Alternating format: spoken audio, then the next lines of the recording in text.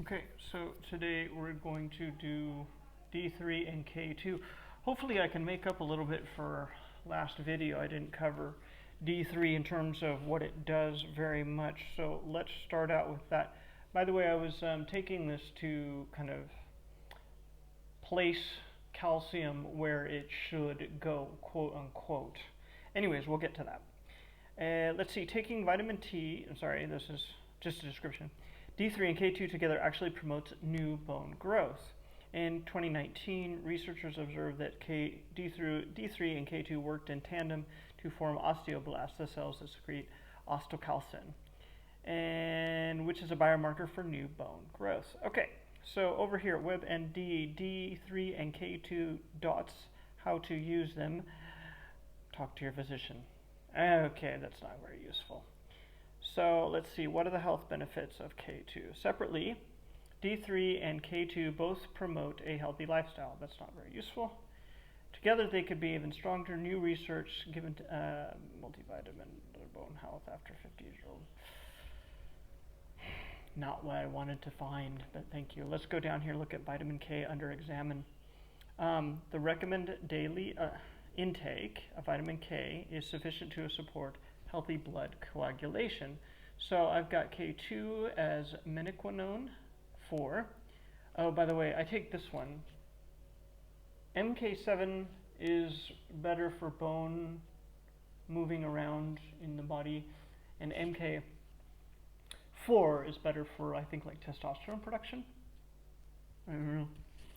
That's what I got this one for, to help out with that. Let's see, I took this a long time ago. I don't think it really changed anything, but I'm not too sure about it.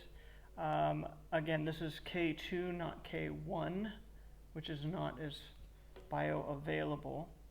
Let's see, benefits. Most people don't eating like that. Mechanism. Vitamin K2's main mechanism is through the vitamin K cycle, which is a cyclical metabolic pathway that uses vitamin K to target specific proteins. When a protein expresses glutamate, it is targeted by vitamin K, which causes it to collect more calcium ions. Calcium ions are removed from the bloodstream, which prevents buildup in the arteries. So that's the explanation for that one, for vitamin K, by the way. And let's go look over here. Should you take K2 with D3? Current research shows the important synergistic relationship between K2 and D3. Taking them ensure calcium is transported by vitamin D, is absorbed by your bones where it's needed, rather than getting deposited in your arteries. So, can too much be harmful? What's the difference between D3 and vitamin D3, K2? So, both are fat soluble and work together to metabolize calcium in your body by helping out helpful proteins, activating helpful proteins. When vitamin D improves your calcium absorption, vitamin K2 allocates where that calcium can be used. So that is the breakdown of what it does. Now, I took this one here, MK4, on the advice of a YouTuber who is really good. It was Derek from moreplates.moredates.com. He's really good with hormones, and he had recommended, amongst many things, D-aspartic acid, and D3, K2, MK4 seems to be helpful for that too. I haven't felt anything in particular that I can say that this is actually very useful, but if you're concerned about that, look up the differences between the different forms. This one on the bottle says bone health and cardiovascular support.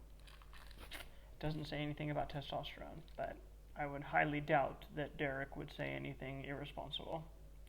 So, let's see, cardiovascular system, calcium transport and absorption, proper insulin action and glucose metabolism has important function in the immune system. Oh yeah, I forgot about D3 and immune system too. Arterial health, proper calcium metabolism, vascular structures. So, if you're interested, look that up. Thanks for watching the video. I will see you guys next week. Please like, subscribe, and tell your friends.